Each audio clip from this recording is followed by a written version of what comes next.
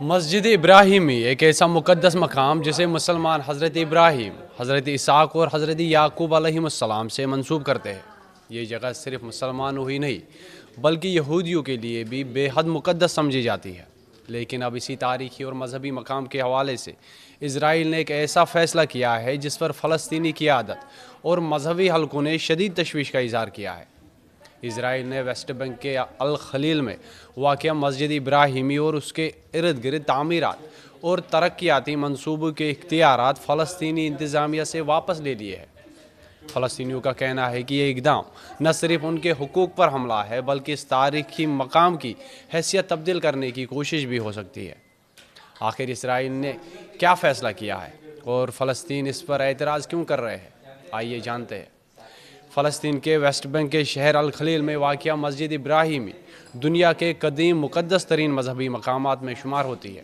یہ مقام مسلمانوں کے نزدیک مسجد ابراہیمی کہلاتا ہے، جبکہ یہودی اسے ٹومب آف دی پیٹریارکس کے نام سے جانتے ہیں۔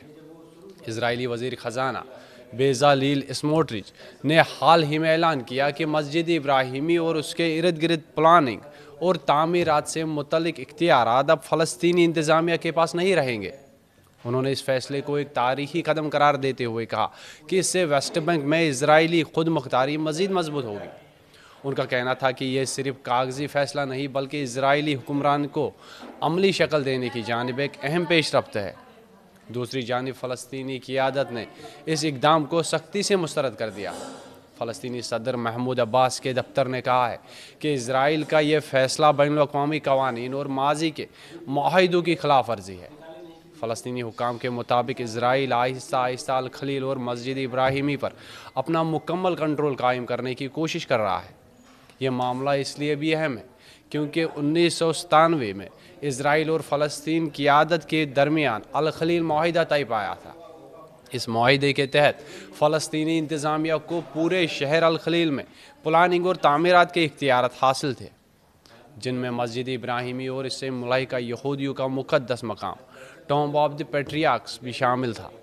فلسطینیوں کا کہنا ہے کہ اسرائیل کا حالیہ اقدام اسی معاہدے کی روح کی خلاف ہے۔ مسجد ابراہیمی کی موجودہ صورتحال بھی خاص منفرد ہے۔ یہ مقام دو حصوں میں تقسیم ہے۔ ایک حصہ مسلمانوں کے لیے مسجد کے طور پر استعمال ہوتا ہے جہاں مسلمان نماز ادا کرتے ہیں، جبکہ دوسرا حصہ یہودی عبادت گاہ کے طور پر استعمال کیا جاتا ہے۔ گزشتہ کئی دہائیوں سے الخلیل کا قدیم شہر سیاسی اور مذہبی کشیدگی کا مرکز رہا ہے۔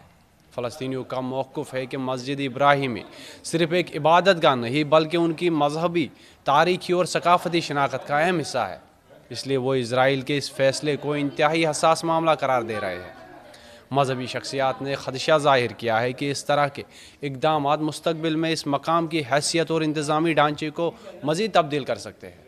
فلسطینیوں کا کہنا ہے کہ اسرائیل کا یہ تازہ اقدام ویسٹ بینک پر اپنا کنٹرول مزید مضبوط بنانے اور علاقے کو عملی طور پر اسرائیل میں ضم کرنے کی پالیسی کا حصہ ہے۔